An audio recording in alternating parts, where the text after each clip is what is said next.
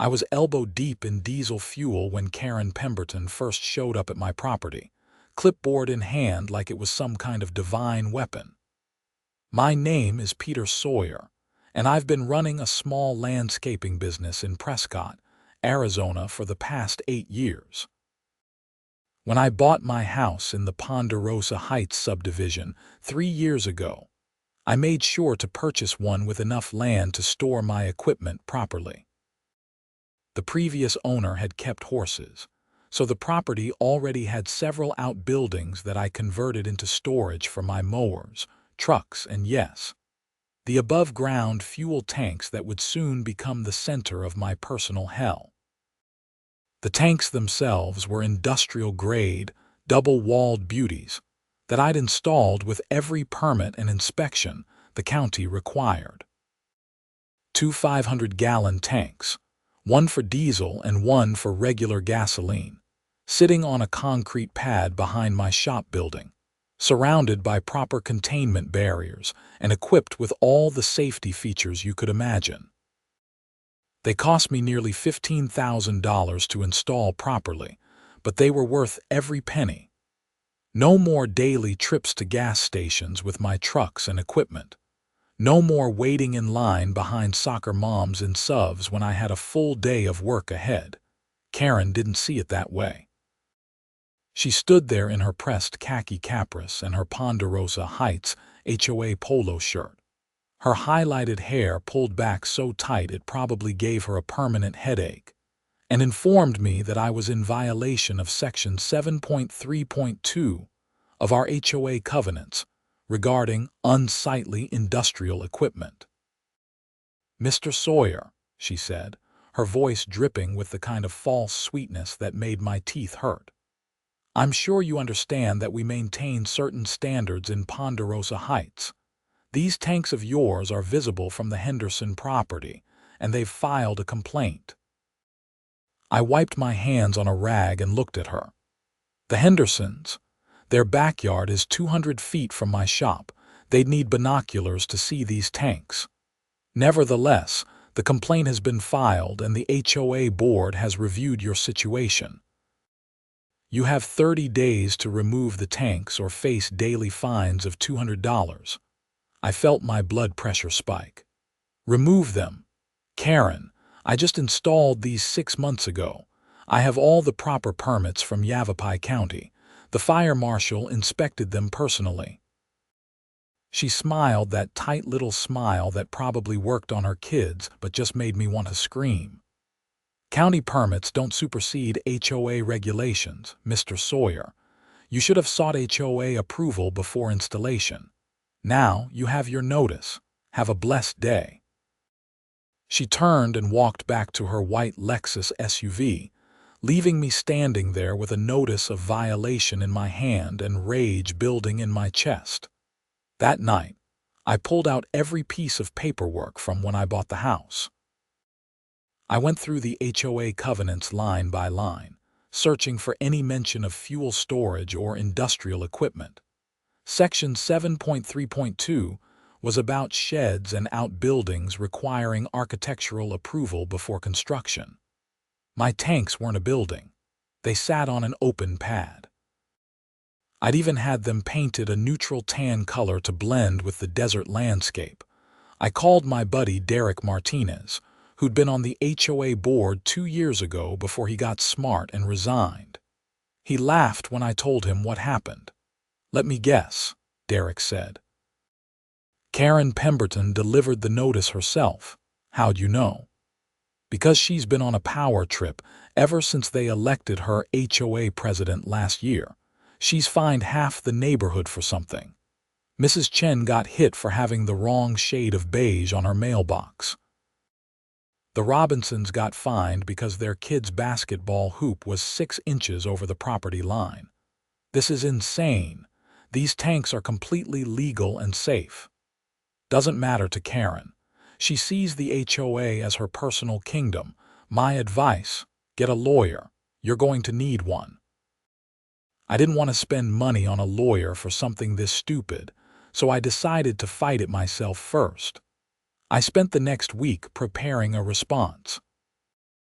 I gathered all my permits, the inspection reports from the fire marshal, photos of the installation showing how the tanks were barely visible from any neighboring property, and documentation of the safety features. I even got a letter from my insurance company stating that the tanks actually lowered my business liability insurance because they were safer than mobile fuel storage. The HOA board meeting was held on a Thursday evening in the community clubhouse. About 20 residents showed up, most of them there for other issues.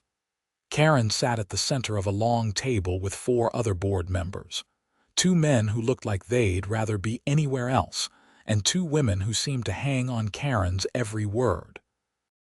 When my turn came, I stood and presented my case. I kept it factual, professional, and calm, despite the anger simmering under my skin. I showed the permits, explained the safety features, and pointed out that Section 7.3.2 didn't actually apply to my situation. Karren listened with that same tight smile, occasionally whispering to the 2 women beside her. When I finished, she folded her hands on the table. "Mr. Sawyer, we appreciate you taking the time to present your perspective. However, the board has already made its decision. The tanks represent a visual nuisance and a potential safety hazard to the community. They must be removed within 30 days or fines will begin accruing. Is there any other business?" I stood there, stunned. She hadn't addressed a single point I'd made. "You can't just ignore county permits and fire marshal approval. These tanks are safer than 90% of the fuel storage in this city." One of the men on the board, whose name tag read Tom, shifted uncomfortably. "Maybe we should have the fire marshal come speak to the board about the safety concerns." Karren shot him a look that could have frozen lava. "That won't be necessary, Tom. We have insurance experts who have advised us on this matter. Next item of business." I left the meeting knowing I'd have to lawyer up. The next morning, I called Robert Finnegan, an attorney who specialized in HOA disputes. His office was in downtown Prescott, in one of those old buildings with actual character, instead of the strip mall sameness that dominated most of the city. Robert was in his 50s, with gray hair and the weathered look of someone who'd spent too much time fighting stupid battles. He listened to my story, looked through my documentation, and nodded slowly. "You've got a good case," he said. "The problem is that HOA litigation can take months, sometimes years. Even when you're in the right, they can bleed you dry with legal fees. So what do I do? First, we respond to their violation notice with a formal dispute. That stops the fines from starting while we work through the process. Second, we request a hearing with a neutral mediator. Arizona law requires HOAs to participate in alternative dispute resolution before litigation. Third, we get the fire marshal on record about your tanks. The fire marshal already inspected them. I need more than an inspection report. I need him to state explicitly that your tanks are safer than the alternative, because Karren and her board have a weak point you might not have noticed." "What's that?" Robert pulled out a map of my subdivision. Ponderosa Heights was built in 1998. According to county records, there are underground fuel storage tanks at the community center, installed during original construction. Those tanks are 27 years old. Federal regulations require underground storage tanks to be replaced or upgraded every 20 to 30 years depending on their construction. I'm willing to bet the HOA's tanks are at the end of their lifespan and probably leaking. Something clicked in my mind. The community center has a maintenance building with equipment, mowers, tractors, that kind of thing. Exactly. And I guarantee those old underground tanks don't have half the safety features your new above-ground tanks have. If we can get the fire marshal to compare the two systems, we turn this from a defensive battle into an offensive one. I liked the way this man thought. Getting the fire marshal to come out again wasn't difficult. I called the non-emergency number for the Prescott Fire Department and explained the situation to Fire Marshal Tom Reynolds. He remembered my installation and wasn't happy to hear the HOA was giving me trouble over it. "Those are textbook installations," Reynolds said over the phone. "Double-walled tanks, proper containment, electronic monitoring, emergency shutoffs. Everything by the book. Would you be willing to put that in writing and maybe inspect the HOA's underground tanks while you're at it?" There was a pause. "The community center tanks. I haven't looked at those in a while." "Yeah, I think it's time for an inspection. Let me make some calls." 3 days later, Fire Marshal Reynolds showed up at my property with a younger inspector named Jake Collins. They spent an hour going over my tanks, taking photos, reviewing my maintenance logs, and testing various safety features. Reynolds made notes on a tablet while Collins did the actual hands-on inspection. "Mr. Sawyer," Reynolds said when they finished, "I'm going to write a detailed report about your installation. I'm also going to note that I'm scheduling an immediate inspection of the HOA's underground tanks at the community center. When were those last inspected? I have no idea." "Neither do I, which is a problem. Underground tanks require regular inspections. If the HOA is giving you grief about the safest fuel storage system I've seen in a residential area, they better make damn sure their own house is in order." I could have kissed the man. The inspection of the HOA's tanks happened the following Tuesday. I made sure to be at the community center when Reynolds and his team showed up. Karren was there too, along with Tom from the board and a maintenance worker named Eddie who looked nervous as hell. I watched from my truck as the inspection team started their work. They had specialized equipment to scan underground tanks without excavating them, looking for corrosion, leaks, and structural integrity. The inspection took 3 hours. Karren spent most of that time on her phone, pacing back and forth in front of the maintenance building. Tom stood off to the side, looking increasingly worried. When Reynolds finally emerged, his expression was grim. He called Karren and Tom over, and I rolled down my window to hear. "Mrs. Pemberton, Mr. Rodriguez, we have serious concerns about these underground storage tanks. Our scans show significant corrosion on both tanks. We're also detecting trace amounts of fuel in the soil samples we took. These tanks are leaking." Karren's face went white. "Leaking? That's impossible. They're inspected regularly. According to county records, the last inspection was 8 years ago. These tanks need to be replaced immediately. I'm issuing a violation notice to the HOA. You have 60 days to remove and properly dispose of these tanks and remediate any soil contamination. If you continue to store fuel on the property, you'll need to install a new system that meets current safety standards." "How much is that going to cost?" Tom asked. "Removing underground tanks and cleaning up contamination. You're looking at probably $50,000 minimum, maybe more depending on how bad the leak is. Installing a new system could be another $30,000 to $40,000. I didn't even try to hide my smile. Karren saw it and her face went from white to red. "This is your fault," she snapped at me. "If you hadn't made a fuss, we wouldn't be in this situation." Reynolds stepped between us. "Madam, this is not Mr. Sawyer's fault. This is the result of neglecting required maintenance and inspections. You're lucky we caught this before someone got seriously hurt, or you contaminated the groundwater."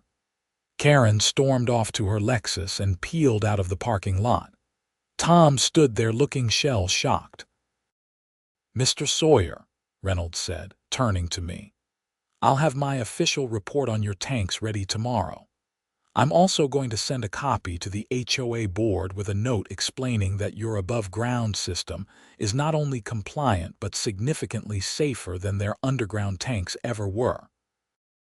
I appreciate that, Marshal.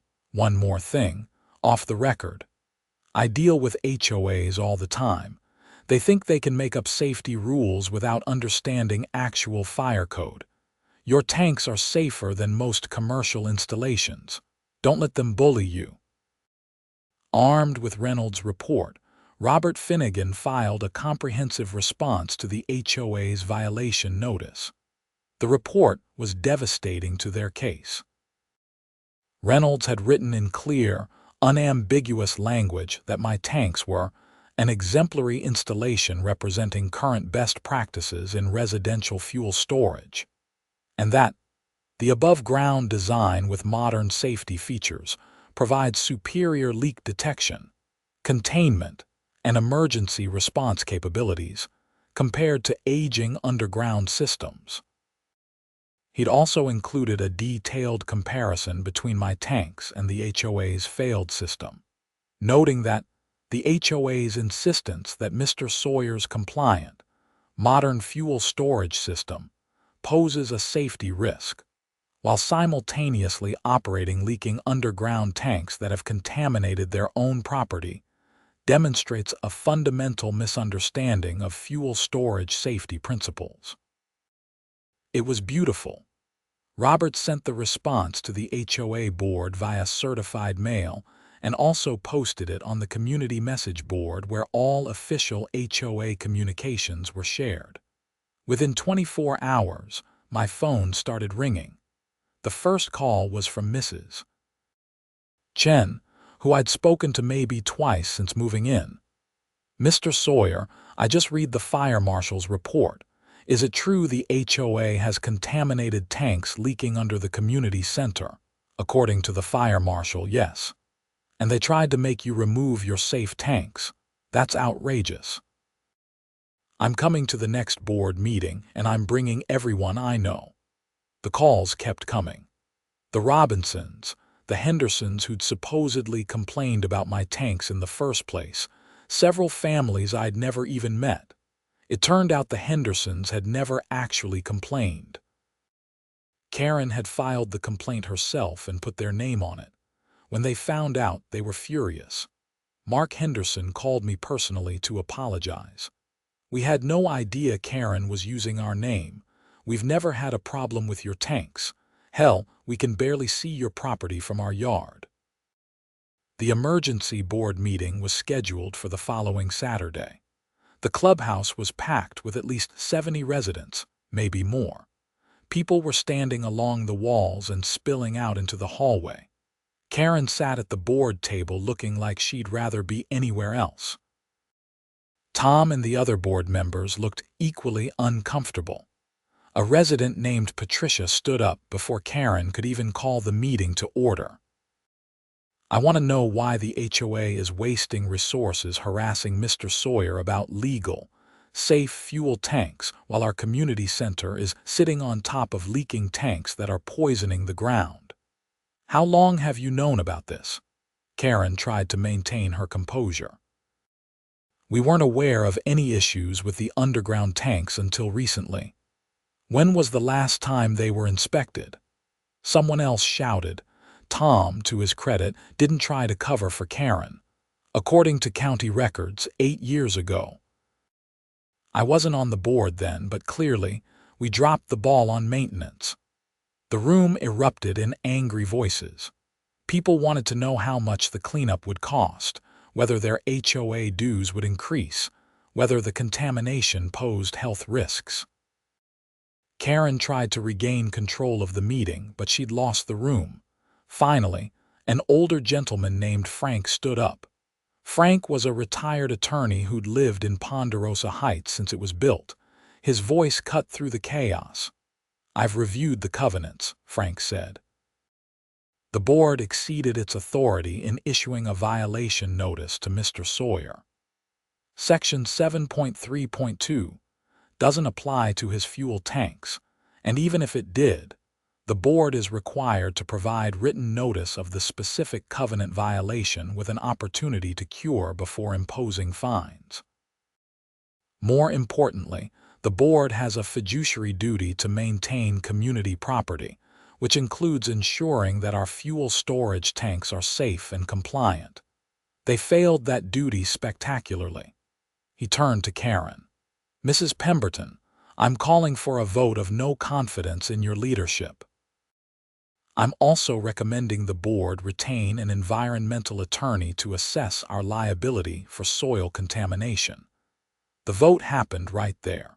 It was overwhelming. Karren Pemberton was removed as HOA president by a show of hands that left no doubt where the community stood. Tom was elected interim president until proper elections could be held. After the meeting, Tom pulled me aside. Mr. Sawyer, on behalf of the board, I apologize. The violation notice against you is withdrawn. You're welcome to keep your fuel tanks. They're clearly not the problem here. I shook his hand. I appreciate that. No hard feelings. There's one more thing. The fire marshal suggested we might want to consider a similar above-ground system when we replace our tanks. Would you be willing to share information about your installation, maybe your contractor's information? I smiled. Absolutely. Happy to help. But the story didn't end there. It never does when you've got someone like Karren involved.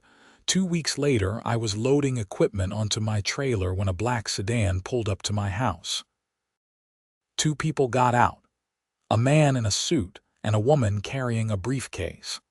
They introduced themselves as representatives from something called Arizona Community Property Management, the company the HOA used for administrative services. Mr. Sawyer, the man said, I'm Gerald Kraft, regional manager for ACPM. This is Linda Chu, our legal counsel. We need to ask you some questions about the recent situation with your fuel tanks. I didn't like where this was going. I'm happy to answer questions, but I should probably have my attorney present. That's your right, Linda said, but we're not here in an adversarial capacity. We're conducting an internal investigation into Karren Pemberton's actions as HOA president. We have reason to believe she may have engaged in misconduct beyond just the situation with your tanks. That got my attention. What kind of misconduct? Gerald and Linda exchanged glances. We'd rather not say until we complete our investigation. But we've discovered some financial irregularities. Did Mrs. Pemberton ever approach you about paying for expedited processing of your violation notice or offer to reduce fines in exchange for payment? No, nothing like that. Did she suggest you hire any specific contractors to remove your tanks? I thought back. Actually, yeah. When she first gave me the violation notice, she mentioned a company called Desert Equipment Removal, said they specialized in this kind of work. Linda made a note. Did you contact them? No. I was never planning to remove the tanks. We appreciate your time, Mr. Sawyer. If Mrs. Pemberton contacts you for any reason, please let us know immediately. They left, and I immediately called Robert Finnegan. Sounds like embezzlement, Robert said after I told him about the visit. I've seen it before with HOA board members. They steer business to certain contractors and get kickbacks. If Karren was doing that systematically, she could be looking at criminal charges. Should I be worried? No, you're in the clear, but this might get interesting. Interesting was an understatement. Over the next month, the investigation unfolded like a crime drama. It turned out Karren had been running a scheme for over a year. She'd been issuing violation notices to homeowners for minor or fabricated infractions, then recommending specific contractors to fix the problems. Those contractors would overcharge, and Karren would receive a percentage of the inflated fees. Desert Equipment Removal was one of at least 6 companies involved in the scheme. The investigation also revealed that Karren had been embezzling HOA funds by approving inflated invoices for community maintenance and pocketing the difference. The total amount was estimated at over $60,000. The HOA board voted to file a police report. Karren was arrested on a Tuesday morning, right in front of her house. The local news covered it. I watched the footage of her being led to a police car in handcuffs, and I felt a strange mix of satisfaction and pity. She'd thrown away everything over greed and a need for control. The criminal case moved forward.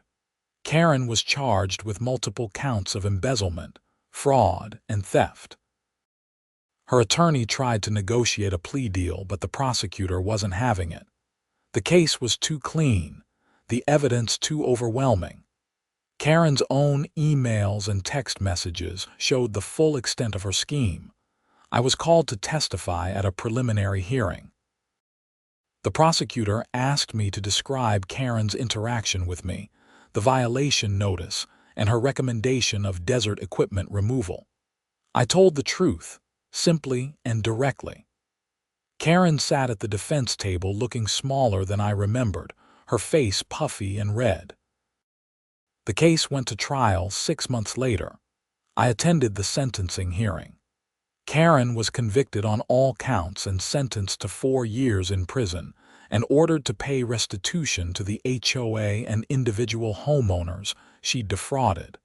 The judge was particularly harsh in his remarks. "You held a position of trust in your community," the judge said. "Homeowners relied on you to act in their best interests. Instead, you exploited that trust for personal gain. You harassed innocent residents and put the entire community at financial risk through your negligence and fraud. This court finds your conduct reprehensible." Karren cried as she was led away.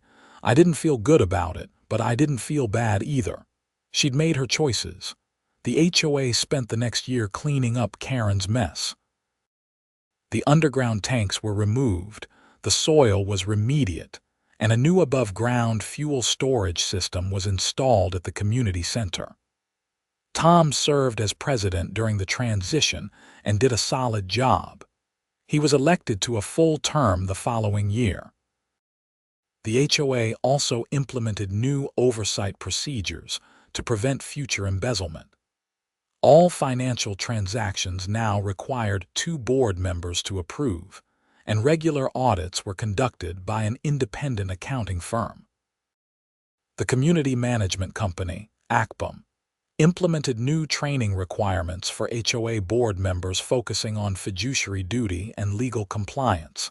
As for me, my fuel tanks continued to serve me well. My landscaping business grew, and I hired 2 new employees. The tanks saved me countless hours and kept my crews efficient. I never had a single problem with them. One afternoon, about a year after Karren's sentencing, Tom stopped by while I was working in my shop. He'd become a friend over the months of dealing with the aftermath of Karren's crimes. "Wanted to show you something," Tom said, handing me a printed email. It was from Fire Marshal Reynolds, addressed to the HOA board. Reynolds was commending the HOA for their new fuel storage system and noting that they'd used the same contractor and design specifications as my installation. He wrote that the new system represents a model for safe, efficient fuel storage that other community associations should emulate. "We used your setup as the template," Tom said. "Reynolds said it was the gold standard, so why reinvent the wheel? The new system is basically identical to yours, just scaled up a bit for our larger equipment.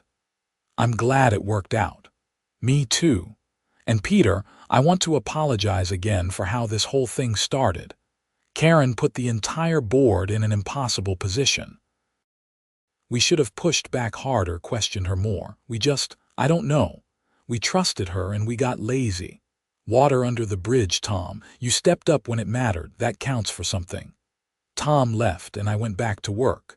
The afternoon sun cast long shadows across my property. My fuel tanks gleamed in the light. their tan paint job blending perfectly with the desert landscape. They were exactly where they belonged, doing exactly what they were supposed to do. The whole ordeal had cost me thousands in legal fees and hundreds of hours of stress. But it had also taught me something valuable. Sometimes standing your ground is worth the fight. Sometimes doing things the right way, the safe way, the legal way, is worth defending even when people try to bully you into backing down. I'd installed those tanks properly because I cared about safety. I'd fought the HOA because I knew I was right. And in the end, not only had I kept my tanks, but I'd helped expose corruption that was hurting my entire community. The new fuel storage system at the community center was safer because of the fight. The HOA had better oversight and accountability because of the fight. Karren was in prison where she belonged because of the fight. My phone rang. It was a potential client wanting to schedule a consultation for a major landscaping project. I answered it, already mentally calculating equipment needs and timeline. Business was good, life was good, and my fuel tanks weren't going anywhere. The months that followed were blissfully boring, which was exactly what I needed. My business continued to grow, and I landed several commercial contracts that required the kind of reliable fuel access my tanks provided. Every morning, I'd fill up my trucks and equipment without having to make a special trip, and every evening, I'd make sure everything was properly secured. The routine was satisfying in its efficiency. Derek Martinez stopped by one Saturday morning with a case of beer and a grin.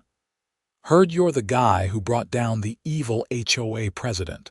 You're like a folk hero in my neighborhood." "I didn't bring her down. She brought herself down." "Yeah, but you started the dominoes falling. People are talking about it all over Prescott. Other HOAs are apparently scrambling to audit their books, terrified they've got their own Karren hiding somewhere." We sat in lawn chairs next to my shop, drinking beer and watching clouds drift over the mountains. It was one of those perfect Arizona days where the temperature was just right and the sky was impossibly blue. "You ever think about running for the board?" Derek asked. "Hell no." I saw what that job did to Tom. He aged 5 years in 6 months. Fair point. But you'd be good at it. You actually understand how things are supposed to work. "I'll leave the board positions to people who have time for meetings and paperwork. I've got enough on my plate." But even as I said it, I knew I'd stay more involved in HOA matters going forward. Not as a board member, but as an engaged resident who paid attention and asked questions. That's how Karens got away with their schemes, by counting on apathy and people being too busy to care until it was too late. The civil lawsuits started rolling in about a month after Karren's criminal sentencing. Individual homeowners who'd been defrauded filed claims to recover money they'd paid to Karren's contractor friends for unnecessary or overpriced work. The HOA itself filed a lawsuit against Karren, her husband, and several of the contractors involved in the scheme.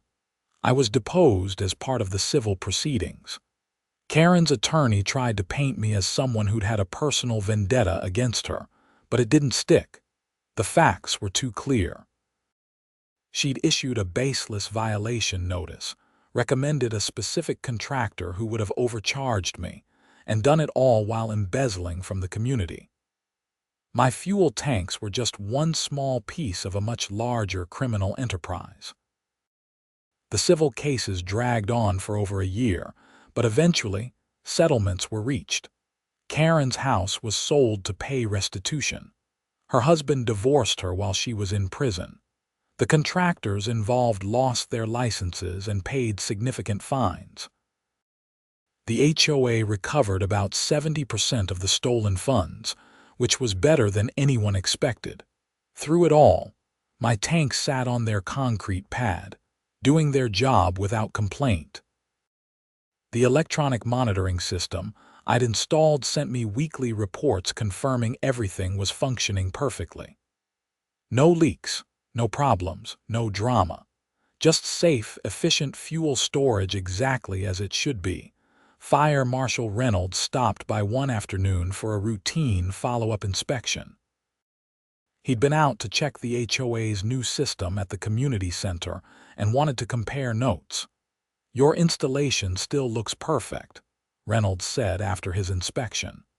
"You know, I've started using photos of your setup in training presentations. It's a great example of a resident doing everything right. Happy to help. You saved my ass with that report." I just told the truth. But it's amazing how often people ignore basic safety principles because they're more worried about how something looks. Karren and that board were so focused on the aesthetic issue that they completely missed the actual hazard sitting under their own community center. How's the new system working out for them? Beautifully. No issues at all. Tom's been meticulous about maintenance and documentation. He learned his lesson. After Reynolds left, I stood looking at my tanks and thought about how random life could be. If Karren had never issued that violation notice, the HOA's leaking underground tanks might have gone undetected for years. The contamination could have spread into the groundwater. People could have gotten sick. The cleanup costs could have been catastrophic. Instead, her attempt to bully me into compliance had exposed not only environmental hazards, but also her own criminal behavior. Sometimes the universe has a sense of poetic justice.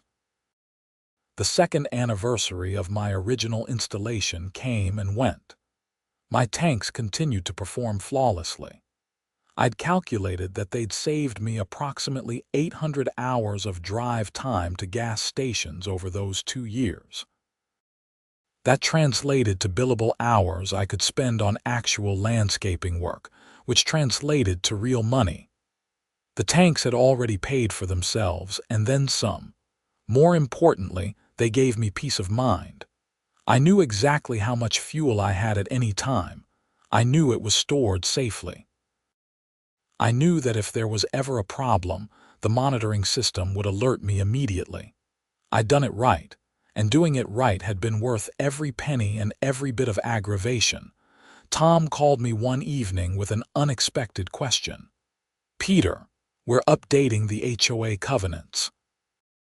Part of the reform after Karren's conviction. We want to add specific language about fuel storage that protects residents who do things properly, like you did. Would you be willing to serve on the committee that reviews the language?" "I'm not much for committees, Tom." "I know, but we need someone who understands the practical side of this stuff. The attorneys can handle the legal language, but we need real-world perspective. It's just a few meetings." I agreed, reluctantly. The committee met 3 times over the course of a month. We drafted language that required the HOA to respect all county and state permits and inspections, prohibited the board from imposing stricter standards than government regulations without specific justification, and established a clear appeals process for violation notices. We also added requirements for regular safety inspections of all HOA-owned equipment and infrastructure, with results posted publicly. It was the kind of reform that should have existed from the beginning, but at least it was being implemented now. The revised covenants were presented to the community for a vote. They passed with over 90% approval. Ponderosa Heights had learned its lesson the hard way, but it had learned it. Business continued to boom. I hired a 3rd employee and bought a new truck. My fuel tanks kept my operation running smoothly, and I never worried about running out of gas in the middle of a job. Other landscape contractors around Prescott started asking me about my setup. I shared my contractors' information freely and encouraged them to do it right, with permits and inspections and proper safety equipment. One day, a reporter from the Prescott Courier reached out to me. She was writing a follow-up story about the HOA scandal and wanted to interview me about how it all started. I'd rather not, I told her. Karren's in prison, the HOAs fix their problems, and I just want to run my business in peace. I understand, but your story is important. You stood up to improper authority. You exposed corruption. Other people need to hear that they can do the same thing. She had a point. I agreed to a short interview, emphasizing that I hadn't set out to be any kind of hero. I just wanted to keep my legally installed fuel tanks and run my business. The rest had followed naturally from standing up for what was right. The article ran a week later. It was fair and accurate, focusing less on me and more on the systematic reforms that had come from the scandal. The reporter interviewed Tom about the new HOA procedures, Fire Marshal Reynolds about fuel storage safety, and several residents about how the community had changed. Karren was mentioned, of course, but mainly as a cautionary tale. The reporter tracked down a few quotes from her attorney about rehabilitation and accepting responsibility, but those rang hollow. Karren had fought the charges right up until the jury convicted her. She hadn't accepted responsibility for anything until she had no other choice. The article generated some local attention. I got calls from residents of other HOAs dealing with similar issues, asking for advice. I told them all the same thing. Document everything, know your rights, get proper permits, and don't back down when you're in the right. And if your HOA is engaged in misconduct, report it. Sunlight is the best disinfectant. 3 years after the initial violation notice, I was at a city council meeting for an unrelated matter involving a commercial contract. Fire Marshal Reynolds was there presenting about the city's fire safety initiatives. He mentioned, almost in passing, that above-ground fuel storage installations in residential areas had increased significantly over the past few years, and that compliance rates were excellent. We've seen a real culture shift, Reynolds told the council. Residents understand that proper fuel storage isn't just about following rules, it's about genuine safety. We haven't had a single residential fuel storage incident in 3 years. Meanwhile, we've identified and remediated 7 aging underground tank systems that posed serious environmental hazards. After the meeting, Reynolds caught up with me in the parking lot. You know your tanks started a trend, right? After we replaced the HOA's underground system and your story got out, a bunch of contractors and business owners reached out about doing the same thing. We've probably done 30 inspections of new above-ground installations in the last 2 years. That's good to hear. It's better than good. It's changing how fuel storage works in this city. Safer for everyone, better for the environment, and easier to maintain. You should feel good about that. I did feel good about it, though I'd never sought attention or credit. I just wanted to store fuel safely and efficiently for my business. But if my fight with the HOA had led to broader safety improvements, that was a nice bonus. Karren was released early for good behavior after serving 2.5 years of her 4-year sentence. I heard about it through the community grapevine. Apparently, she'd moved in with a sister in Tucson and was working at a retail job. Her HOA management career was obviously over, and she'd never be able to serve on another community board. The conviction ensured that. Part of me wondered if she'd learned anything from the experience. Had she genuinely reflected on her actions and understood why they were wrong? Or did she just see herself as a victim who'd been caught doing what lots of people did?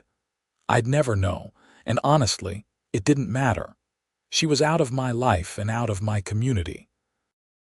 The Ponderosa Heights HOA continued to function smoothly under Tom's leadership, and then under his successor, a retired accountant named Margaret who was thorough, fair, and completely uninterested in power games. The new oversight procedures worked exactly as intended. Financial reports were transparent and audited regularly. Board meetings were well attended, and residents actually read the meeting minutes. My fuel tanks, now approaching their 5th year of operation, continued to perform perfectly. The double-walled construction showed no signs of degradation. The electronic monitoring system had never reported a problem. The concrete containment pad was intact and clean. Every annual inspection by the fire marshal resulted in perfect marks. I'd expanded my landscaping business to the point where I was considering opening a second location. The efficiency provided by on-site fuel storage had been a significant factor in my growth. I could take on jobs further from town because I wasn't limited by gas station locations. My crews could start early and work late without worrying about finding open fuel pumps. Derek Martinez, who'd been my sounding board through the whole ordeal, was elected to the HOA board. He called me right after the election results were posted. "You know this is partly your fault," Derek said, laughing. "After everything that happened, I figured somebody needed to keep an eye on things. Make sure we don't get another Karren. You'll do great. Just remember why you're there and don't let the power go to your head." Trust me, watching Karren's fall from grace was all the lesson I needed. I'm there to serve the community, period. That's what it should always have been about. HOAs existed to maintain property values and manage common areas, not to give petty tyrants a playground for their control issues. The whole fuel tank fight had been unnecessary from the start. If Karren had approached me as a neighbor instead of as some kind of authority figure, if she'd asked about my tanks instead of demanding their removal, everything could have been different. But then again, if she'd been that reasonable, she probably wouldn't have been embezzling money and running a kickback scheme. The personality traits that led her to abuse her position as HOA president were the same traits that made her incapable of handling my fuel tanks like a rational adult. I attended a HOA meeting for the first time in over a year. Derek had asked me to come hear a presentation about updating the community landscaping. The meeting was calm, professional, and boring in all the best ways. Margaret ran through the agenda efficiently. Residents asked reasonable questions and got reasonable answers. Decisions were made based on facts and community input. This was what HOA governance should look like. No drama, no power trips, just neighbors working together to maintain a nice community. It had taken a criminal conviction and tens of thousands in legal fees to get here, but at least we'd arrived. After the meeting, several neighbors I barely knew came up to thank me for standing up to Karren. It was slightly embarrassing but also gratifying. These people had been living under her arbitrary rule, afraid to speak up because they didn't want to be hit with fines or violations. My fight had freed them from that fear. "You showed us it was possible to push back," Mrs. Chen said. "After you won, I stopped being afraid of the HOA. I realized they work for us, not the other way around." That was the real victory, not the fuel tanks, not even Karren's conviction, but the shift in mindset throughout the community. Residents now understood their rights and weren't afraid to exercise them. The board understood their role as servants of the community, not rulers of it. I drove home that night feeling genuinely good about where things stood. My business was thriving, my community was healthy, and my fuel tanks continued to do their job without causing problems for anyone. It had been a long, frustrating journey, but it had ended in the right place. The Arizona sun set over the mountains, painting the sky in shades of orange and purple. I pulled into my driveway and parked next to my shop. The fuel tanks gleamed in the fading light, their presence now completely unremarkable. Just equipment doing a job exactly as they should.